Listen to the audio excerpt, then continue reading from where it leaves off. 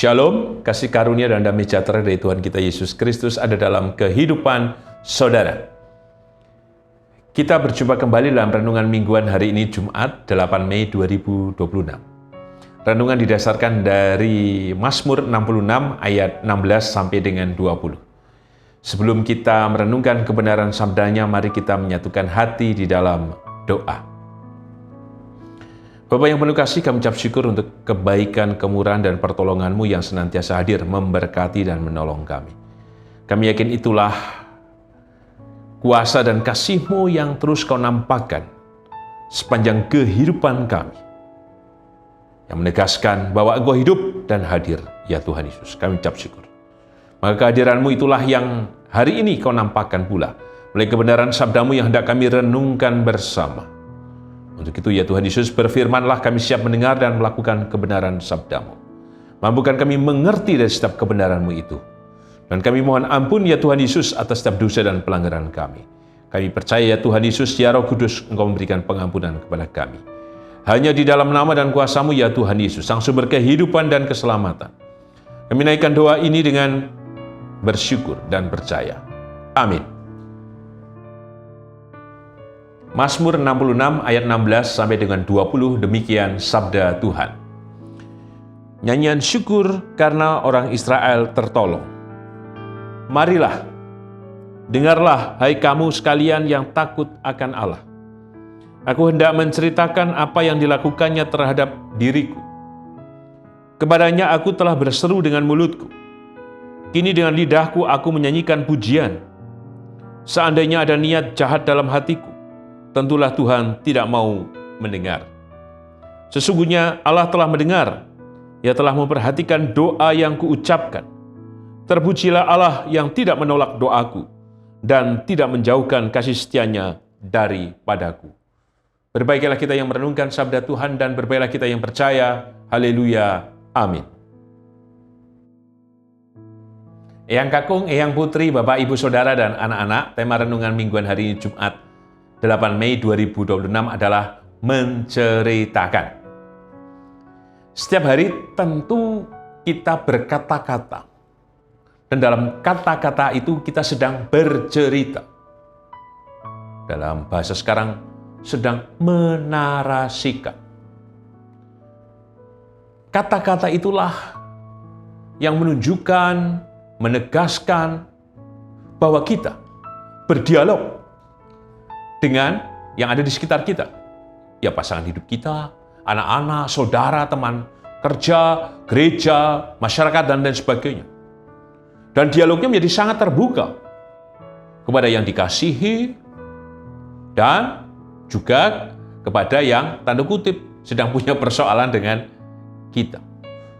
Semuanya diungkap. Saya yakin setiap hari kita punya bahan untuk bercerita. Ada cerita baru, ada cerita berkelanjutan, tapi ada cerita seperti kaset yang diputar dari set A, B, kalau sudah bundet, diolor lagi, betul kan? Dari A ke B, B ke A, langsung dibolak-balik saja. Jadi ada yang baru, dilanjutkan dari cerita lama, tapi cerita lama yang diulang-ulang. Ini soal bercerita.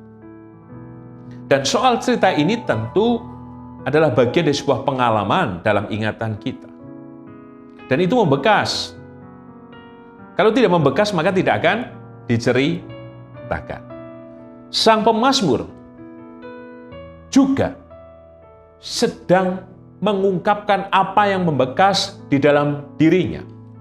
Maka ia bisa bercerita. Bercerita dengan dasar bahwa ia berjumpa dengan Tuhan. Bagaimana kasih Tuhan telah menolongnya. Pertolongan Tuhan telah nyata atas hidupnya. Dan kekuatan Tuhan telah terbukti tidak tersembunyi atas pengharapannya, secara khusus bersama dengan bangsanya. Maka pesan apa yang kita terima dalam renungan mingguan hari ini dalam tema menceritakan? Yang pertama, mari kita perbanyak menceritakan kasih Tuhan di dalam kehidupan kita semuanya. Kenapa harus Banyak-banyak kita menceritakan tentang kasih Tuhan. Supaya hubungan kita senantiasa terhubung dengan Tuhan. Dengan terhubung maka kita, dalam segala kondisi kehidupan yang kita jalani, kita senantiasa akan mendasarkan setiap kehidupan kita pada keyakinan kepada Tuhan. Kalau yang diceritakan soal politik, soal kesengsaraan, soal orang lain, soal bola, soal apa saja, boleh-boleh saja, dalam artian tidak boleh mengambil bagian lebih. Karena jika kemudian kita hanya bercerita ngalor ngidul nggak jelas, saya yakin bukannya kita akan mendapatkan makna atas kehidupan, justru kita jauh dari makna itu sendiri. Justru yang harus kita lakukan adalah bercerita tentang bagaimana Tuhan, kasih-Nya, kemurahan-Nya. Dan ketika kita bercerita, sesungguhnya kita dibangunkan iman kita, dipelihara iman kita, kita ditumbuhkan, kita dikuatkan, kita disegarkan. Bahkan setiap memori pengalaman atas hidup kita akan terus diperbarui. Sehingga cerita itu bukan cerita yang diam, tetapi cerita yang berkelanjutan. Dan ke depan ketika terjadi sesuatu, kita tinggal mengambil cerita itu, memungut cerita itu dengan percaya bahwa tindakan Tuhan sama dengan cerita yang sudah ada dalam kehidupan kita. Yaitu tindakan Tuhan yang hadir dalam seluruh pergulatan kita. Dengan demikian kita dalam cerita itu, kita memiliki pengharapan yang tidak pernah lepas dari iman kita. Mari terus kita menceritakan kasih Tuhan. Ambillah porsi lebih untuk menceritakan kasih Tuhan. Bercerita kepada keluarga, dalam kehidupan bersama, bercerita melalui pujian, yen nunggilan Gusti. Kemarin saya mengunjungi jemaat minta lagu yen nunggilan Gusti. Lagu ini sedang bercerita juga bagaimana jemaat mengalami jika bersama dengan Tuhan ada kekuatan kasih. Kita bercerita melalui pujian. Kita bercerita juga melalui apa? Firman yang kita dengarkan. Kita bercerita melalui doa. Kita bercerita melalui tindakan-tindakan iman kita kepada sesama. Untuk itu, mari kita terus menceritakan kasih Tuhan. Supaya dengan menceritakan, kita menemukan terus Tuhan yang hidup, sehingga kita tidak akan kehilangan kehidupan ini bersama dengan Tuhan. Pesan yang kedua, kita perhatikan secara khusus. Di ayat yang ke-19 sampai dengan 20. Sesungguhnya Allah telah mendengar, Ia telah memperhatikan doa yang kuucapkan. Terpujilah Allah yang tidak menolak doaku dan tidak menjauhkan kasih setia-Nya daripadaku. Pemazmur menceritakan bagaimana ternyata Tuhan membuktikan dirinya menyelamatkan sama Mazmur dan bangsa. Bukan ketika menceritakan itu menjadi enak. Oh iya ya, jebulnya ternyata Tuhan ada dan hadir. Maka mari kita kembali bercerita atas setiap kehidupan yang sudah kita jalani. Keberadaan kita kini dan di sini.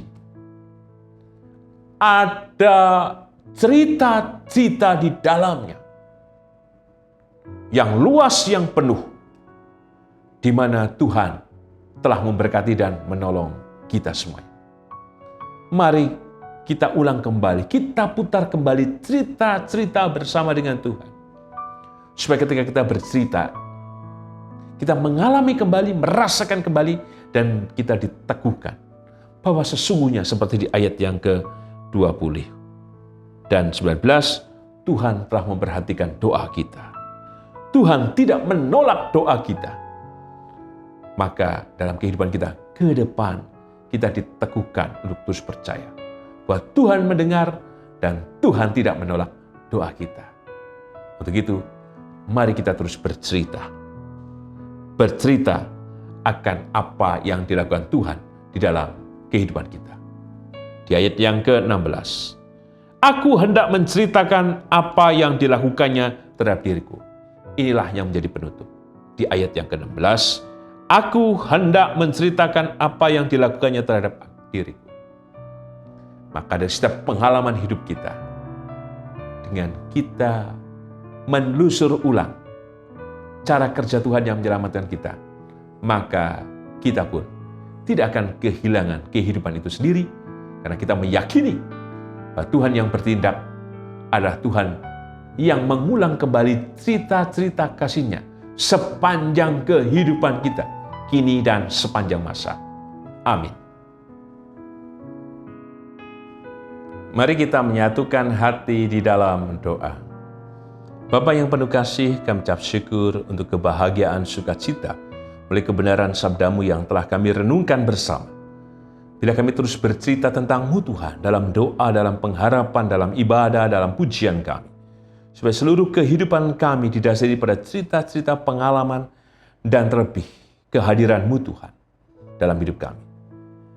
Dengan kami bercerita, kami berjumpa dengan-Mu yang hidup, sehingga pula dalam segala hal yang kami jalani dalam kehidupan ini, kami akan terus menggantungkan pada-Mu Tuhan, karena Engkau telah hadir sepanjang kehidupan kami.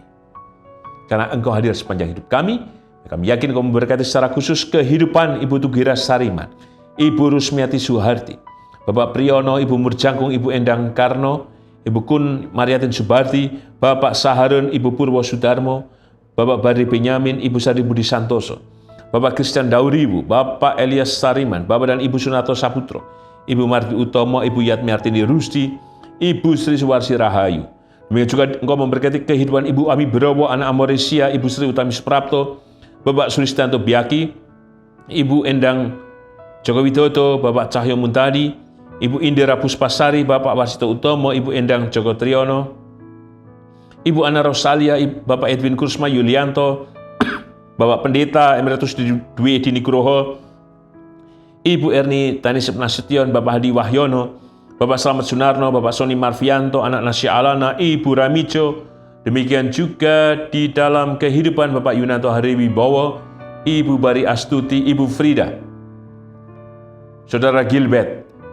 Kami percaya Tuhan, kuasa, kasih, berkat yang dari-Mu Tuhan hadir, memberikan kekuatan, pemulihan, kesehatan, dan terlebih kesegaran atas tubuh jiwa roh hamba-hamba-Mu ini.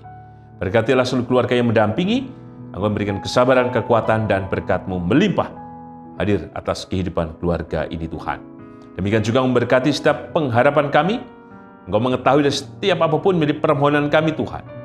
Kami yakin Engkau hadir juga menolong kami dan memberkati kami dalam setiap perjuangan hidup yang terus kami lakukan.